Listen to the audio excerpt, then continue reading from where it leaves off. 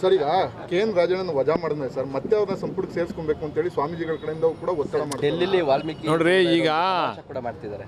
ರಾಜಣ್ಣ ಅವರು ಅವ್ರ ಮಂತ್ರಿ ಆಗಿದ್ದಾಗ ಅವ್ರು ಯಾವ ರೀತಿ ನಡ್ಕೊಂಡ್ರು ಅಂತೇಳಿ ಅದು ಜಗಜ್ಜಾಹಿರವಾಗಿರ್ತಕ್ಕಂಥದ್ದು. ಅವ್ರ ಭಾಷೆಗಳು ಯಾವ ರೀತಿ ಇತ್ತು, ಅವ್ರ ನಡವಳಿಕೆಗಳು ಯಾವ ರೀತಿ ಇತ್ತು ಅಂತಕ್ಕಂಥದ್ದನ್ನು. ಈಗ ಮಾತು ಮನೆ ಕೆಡಿಸ್ತು, ತೂತು ಒಲೆ ಕೆಡಿಸ್ತು ಅಂತ ಗಾದೆ ಇಲ್ವಾ? ಹಂಗೆ ಅವ್ರ ಮಾತಿನಿಂದ ಅವ್ರು ಕೆಟ್ಟಿರ್ತಕ್ಕಂಥದ್ದೇ ವಿನ ಬೇರೆ ಯಾರ ಷಡ್ಯಂತ್ರನೂ ಇದರಿಂದ ಇಲ್ಲ. ಈಗೇನು ಮಾಡೋಕೆ ಹೊಂಟವ್ರೆ ನನಗೆ ಗೊತ್ತಿರೋಂಗೆ ಅವ್ರು ಬೇರೆ ಪಕ್ಷಕ್ಕೆ ಹೋಗಿ ಹೊಂಟವ್ರೆ. ರಾಜಣ್ಣವರು BJP ಪಕ್ಷಕ್ಕೆ ಈಗಾಗಲೇ ಅರ್ಜಿ ಹಾಕ್ಕೊಂಡವ್ರೆ, ಹೊರಡಕ್ಕೆ ಹೊಂಟವ್ರೆ. ನಮ್ಮ ಮೇಲೆ ಗೂಬೆ ಕುಂಡಿಸ್ಬೇಕು, ನಮ್ಮ ನಾಯಕರ ಮೇಲೆ ಗೂಬೆ ಕುಂಡಿಸ್ಬೇಕು. ಇದು ನಮ್ಮ ನಾಯಕರ ಷಡ್ಯಂತ್ರ ಇಲ್ಲವೇ ಇಲ್ಲ ಇದರಲ್ಲಿ. ಇದು ಹೈಕಮಾಂಡ್ ನೇರವಾಗಿ ಇಂಟರ್ಫಿಯರ್ ಆಗಿ ಹೈಕಮಾಂಡ್ ವಿರುದ್ಧ ಇವರು ಆಡಿರ್ತಕ್ಕಂಥ ಮಾತುಗಳಿಂದ ಅವ್ರನ್ನ ವಜಾ ಮಾಡಿರ್ತಕ್ಕಂಥದ್ದು. ಬೇಕು ಅಂತೇಳಿ ನಮ್ಮ ಪಕ್ಷದ ಮೇಲೆ ಗೂಬೆ ಕುಂಡಿಸಿ ನಾವು ಆಚೆ ಹೋಗಬೇಕು ಅಂತಕ್ಕಂಥದ್ದಕ್ಕೆ ಇದೊಂದು ಪಿತೂರಿ ನಡೀತಾ ಇದೆ. ನಡೆಸಲಿ, ಡೆಲ್ಲಿ ಸಮಾವೇಶ ಮಾಡ್ತಿದ್ದಾರೆ. ಮಾಡಲಿ ಪಾಪ. ಡೆಲ್ಲಿ ಸಮಾವೇಶ ಮಾಡೋದು ನಾವು ಹಿಡ್ಕೊಳಕ್ಕಾಯ್ತದ? ಯಾರ ಜೊತೆ ಸಂಪರ್ಕ ಮಾಡಿದ್ದಾರೆ ಸರ್? ಹೇಗೆ ಸರ್? ನೀವು ಅವ್ರನ್ನೇ ಕೇಳಿ.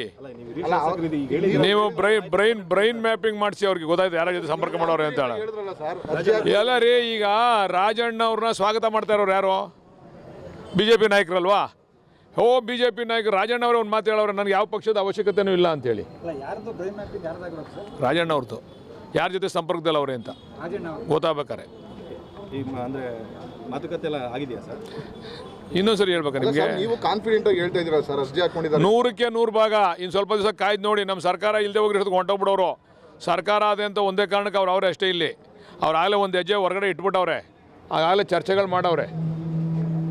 ಯಾರ ಜೊತೆ ಸರ್? ಕೇಂದ್ರ ನಾಯಕರ ಅಥವಾ ಇಲ್ಲಿಯವರ? ಎಲ್ಲರ ಜೊತೆ ಚರ್ಚೆ ಮಾಡವ್ರೆ. ಆಗಲೇ ಬೇರೆ ಬೇರೆ ಜೊತೆ ಬೇರೆ ಪಕ್ಷದ ಸಂಪರ್ಕದಲ್ಲಿ ಇದ್ದಾರೆ ಅವರು. ಸರಿಗೆ